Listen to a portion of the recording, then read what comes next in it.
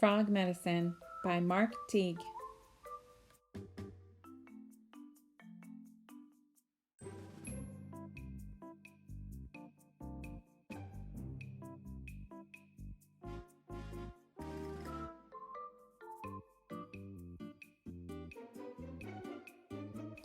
Elmo Frame wasn't paying attention the morning Mrs. Drindle brought in books for book reports. In fact, he was so busy watching a strange insect crawl across his desk that he failed to notice his classmates going to choose their books. By the time he realized what was happening, it was too late.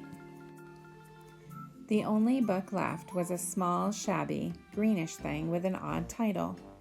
Elmo groaned when he read it. Frog Medicine, read the cover, by Dr. Frank Galoof.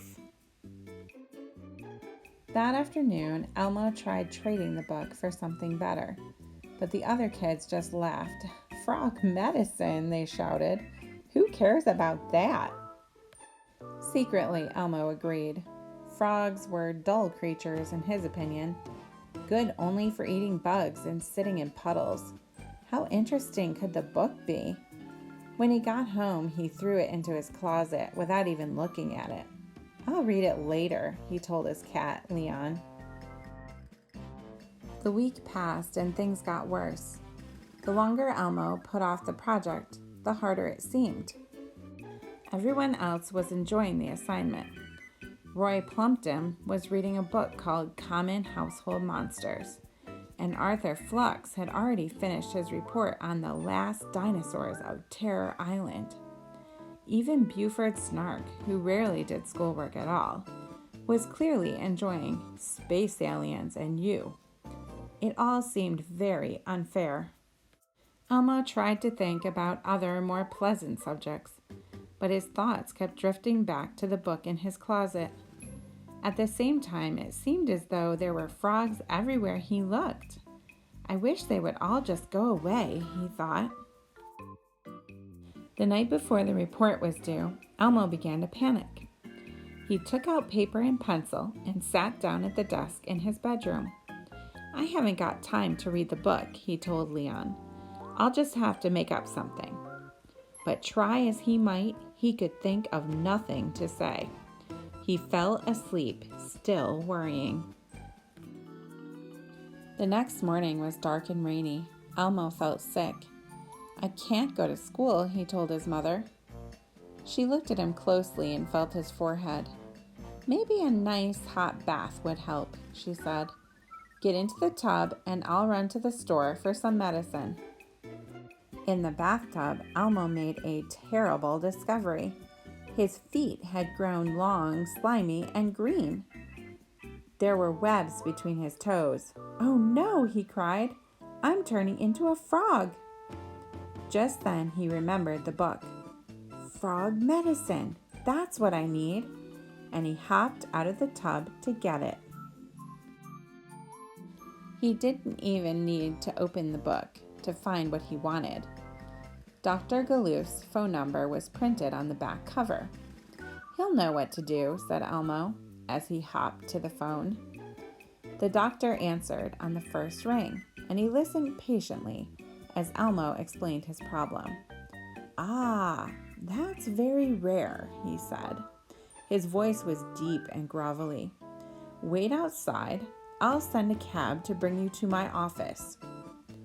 A few minutes later, Elmo and Leon were standing on the sidewalk in front of their apartment building. It was raining heavily. Great waterfalls fell from the rooftops, and the streets ran like rivers. Leon, who didn't like the rain much, hid under Elmo's shirt.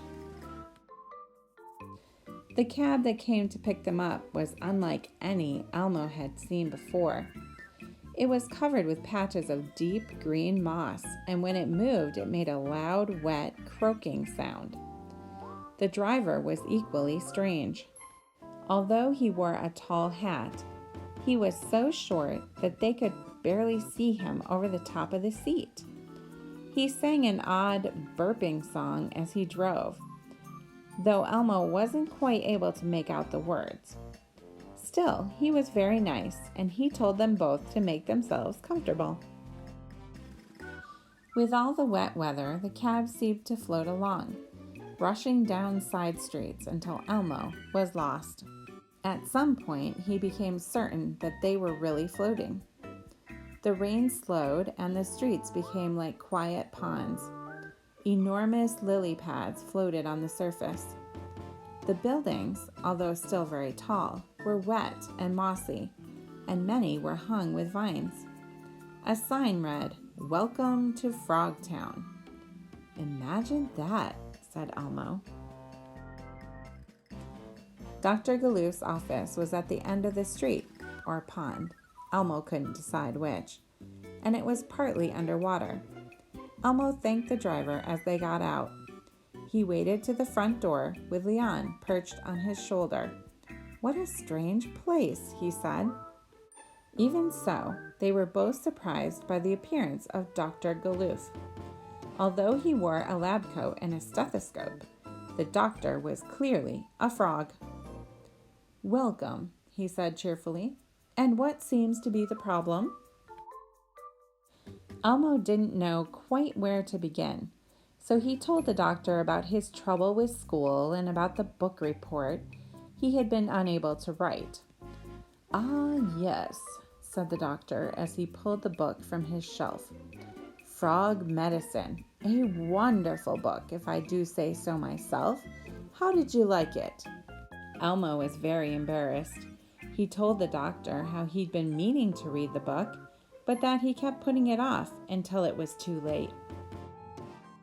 Dr. Galoof smiled.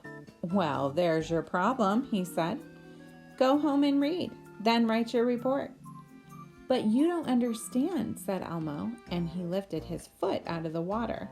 "I'm turning into a frog." "It's no surprise," said the doctor. "You see, the longer you put a problem off, the worse it becomes. It's all in my book."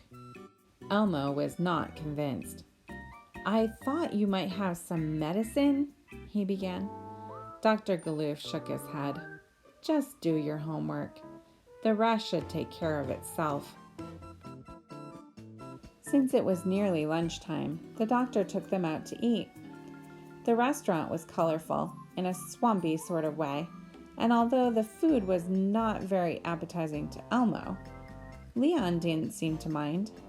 Dr. Galoof was a pleasant host. With Leon, he discussed the art of catching flies, and he told them both a great deal about Frogtown. "I had no idea frogs led such interesting lives," said Elmo. "You really should read more," said the doctor. After lunch, Dr. Galoof put them back into the cab. "You shouldn't be late getting home," he said. "Time moves pretty slowly here in Frogtown." Then he gave them both slimy hugs and sent them on their way. "Read the book," he shouted to Elmo as they pulled away. "I think you'll enjoy it." Elmo did enjoy the book. He opened it up as soon as they got home and found that it was full of interesting facts and strange pictures. As he read, he began to feel better. By the time he finished reading, his worries were gone, and his feet had returned to normal. When his mother came back from the store, she was happy to see him feeling so good. She put the medicine away and smiled. "You should be well enough for school tomorrow," she said. Standing at his window, Elmo looked out over the city. The storm had blown away, and the streets were drying under a warm afternoon sun. Leon lay on the windowsill.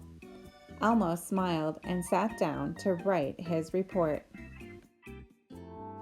If you enjoyed this read aloud, please subscribe.